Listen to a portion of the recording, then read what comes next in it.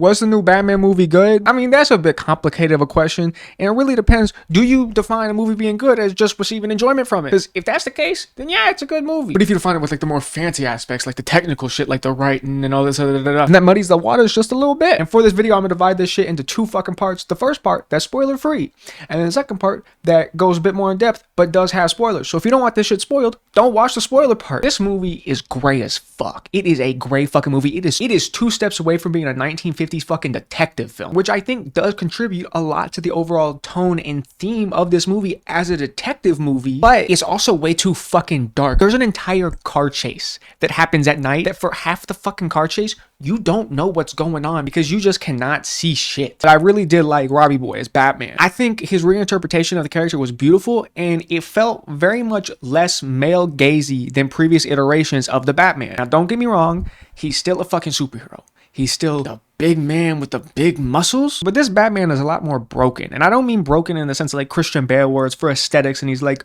so much more interesting and da-da-da. Like, it's not like that type of broken. It's broken as in like him being a superhero feels like fucking self-harm at certain points. Especially at the beginning of the movie, it feels like it is a very unhealthy thing for him to be doing. So we pretty much get this fucking emo Batman. We're just kind of thrown into this. This is not an origin movie. This is just him being the Batman and he's already fucked up. And I've never seen Twilight. I've only seen movie commentaries of it, which I will make a movie commentary on Twilight once I hit 50K. But I imagine this Batman is Edward Cullen's if he wasn't written by like a racist white woman, but it was instead written by like superhero writers. That's the vibe I got from this fucking Batman, which I felt was pretty fucking cool. It's a complete different tone switch from previous superhero movies. It's a breath of fresh air in all honesty, which I think is gonna piss off a lot of Batman fans. You know the fucking types, the fucking alpha males, or the motherfuckers who relate a little too hard to the main character of Die Hard. And I don't care if they don't like this Batman. This Batman is not written for them. It seems like with the casting of Robert Pattinson and the way that they portray other things in the movie, which I'll get into later, this movie seems to appeal to a larger female audience, which I think is a good thing. I'm tired of fucking DC superheroes and a lot of Marvel superheroes in general being written towards men. I want some shit written towards me. I want some shit. Yeah, I want that. I want that. You know what I mean? Though there was times in the movie where he was brooding a little too much. He was a little too broody. He was too much.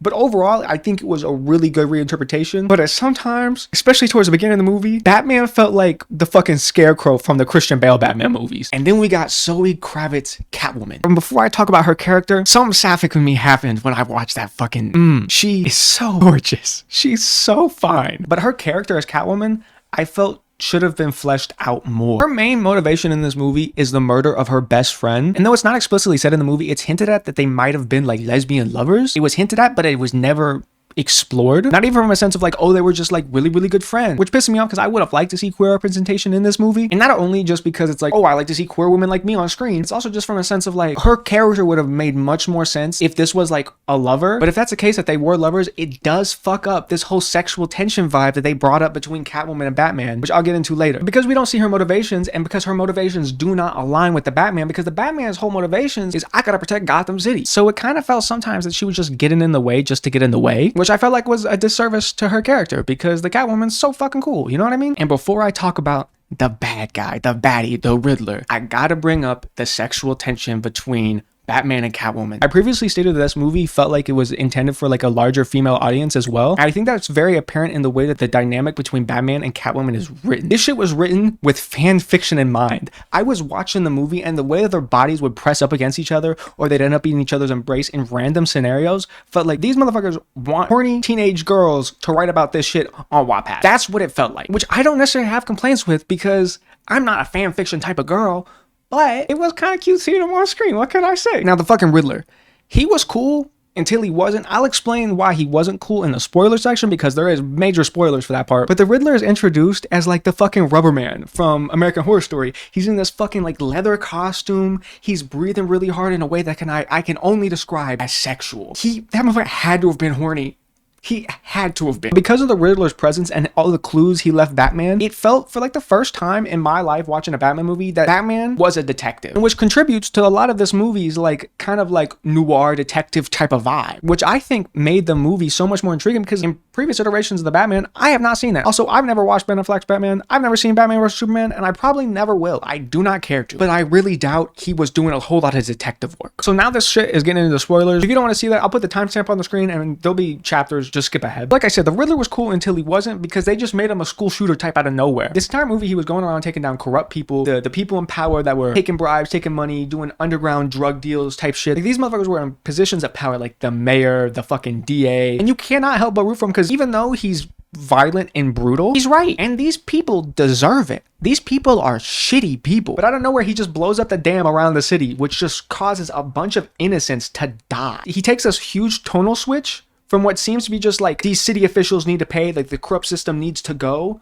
to everyone must suffer. To me, it comes off as shitty writing that's only there to defend the status quo, which is very common in Hollywood, because Hollywood is funded by, and a lot of times the movies are written by, people who are in positions of power because of the status quo, so they're not going to make something that is inherently critical of the systems at play. They'll allude to it, but anytime someone gets too close, they'll write that motherfucker off as like, yeah, they're right, but they're going about it the wrong way. And what makes that even worse is the Riddler is written as a juxtaposition to fucking Batman. The Riddler was an orphan, but unlike Batman, he didn't have all that fucking money. He grew up in a poor orphanage. He grew up in poverty in an orphanage that he said verbatim there was rats that would bite his fingers in his sleep. And rightfully so, he was pissed off that everyone was like, oh, poor Bruce, when Bruce's parents died, because he was like, the dude's not poor. He lost his parents, but is he truly an orphan? He doesn't have to go through the things that I as an orphan have to go through. And he was pissed off at this. And he saw the system at play around him and was like, this is what's contributing to the difference between us. But then all that goes away to just what feels like, poor people bad because poor people poor. But speaking of lackluster writing, Catwoman has this scene where she's revealed to be the son of Falcone, the big crime boss of the city, but it felt like a fucking telenovela scene. It felt like a telenovela, and it immediately pulled me out of the immersion, because it was a weird tone shift between noir detective movie to like soap opera. Also, in this movie, they do this thing where they build up Bruce Wayne's father to be a bad person. They build him up as actually he's corrupt. He's just like everyone else. But then randomly, they just switch to, no, he was in this moral gray position, which pisses me off. Because it would have been so fucking cool to see Bruce's dad, the person he looks up to actually be a piece of shit. I've never read the comics, but I don't think I've seen that in the movies. I thought that would have been a really cool thing to explore. But instead, they're like, well, actually, he was just a good guy, but he was just in a bad situation, which is dumb. And then the fight scene at the end was completely unnecessary. This movie was already 2.5 hours long. And then they just put a big fight scene in that really did nothing for the plot. It didn't have to be there. It just felt like they were trying to do this juxtaposition between the Riddler and then 2019's Joker, because all of a sudden the Riddler brings out this fucking like incel community online who's gonna continue on his mission once he gets locked up and put in Arkham. So it feels like this more focused chaos as opposed to the Joker's just fucking lawlessness chaos. But it was executed very poorly and I did not like it. So with that all being said, I would give this movie like a 7 or an 8 out of 10. Probably a 7.5. This movie is a 7.5 out of 10. It was a fun and it was a good direction for Batman. It was a nice change of pace, but this shit needs to be cleaned up for the next movie before it can like really, I think, shine. But if you like this video, click this video right here. I'm sure you'll fucking love it. Have a great day.